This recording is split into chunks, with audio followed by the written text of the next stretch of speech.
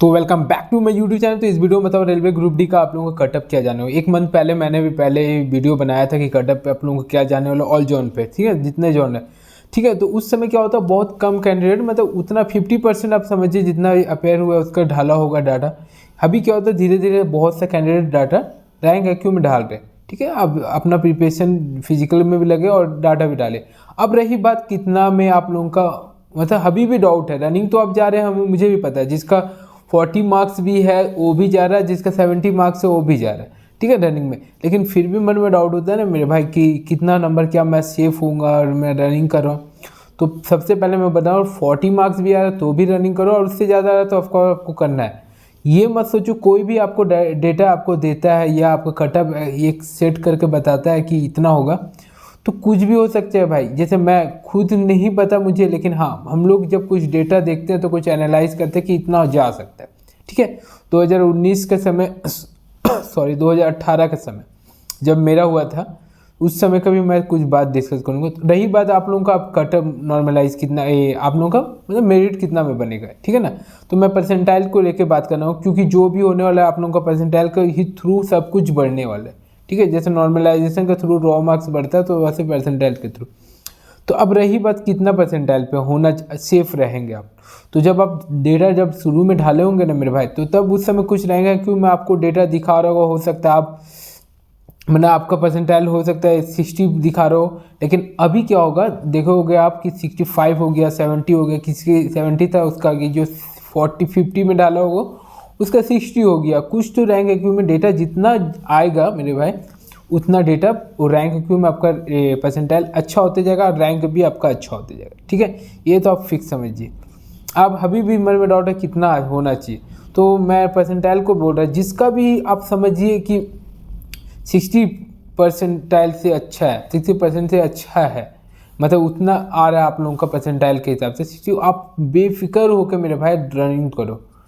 सही बता रहा, बेफिक्र होकर आप दौड़ो, कोई टेंशन मत लेना, क्योंकि बहुत अभी कैंडिडेट जो है अभी भी इसमें है ग्रुप डी में, जो एनटीपीसी वाले भी हैं, जो जाएंगे लेवल 2 में जाएंगे, लेवल 3 में जाएंगे, लेवल 5 का भी कुछ बोर्ड का नहीं है, तो वैसे अभी जाएंगे, अब टेंशन मत लो। तो हाँ, अब रही बात परसेंटाइल में बोल रहा हूँ, स्कोर नहीं बोला मैंने, ठीक है, कि आपने बोल दिया 60 करके, कि आप पूरा बात को सुन लो, ठीक है। तो रही बात कि अगर आपका 60% परसेंटाइल आ रहा है अच्छा, तो आप बेफिक्र होकर दौड़ो, उसके ऊपर बेफिक्र होगा। अब मार्क्स क्या होता है, किसी ने बोला 55 जाएगा कि, लेकिन हाँ, तुम्हारा अगर 40 मार्क्स भी आ रहा है, तुम दौड़ो, दौड़ने से कुछ नुकसान नहीं होने वाला है। दौड़ो, कुछ भी हो सकता है भाई, सेकंड डिवी में भी चांस है आप आराम से 40-45 मार्क्स वाले आएंगे। तो आप टेंशन मत लो, फिजिकल बहुत हार्ड होता है, आप केवल फिजिकल में आप लग जाओ। तो मैं फिर बोल रहा हूँ, परसेंटाइल अगर जिसका भी 60 के ऊपर है तो बेफिक्र होकर दौड़े, और 80-75 के आसपास है उससे है, तो आपको तो मेरिट में भी कोई बाहर नहीं कर सकता, ठीक है ना।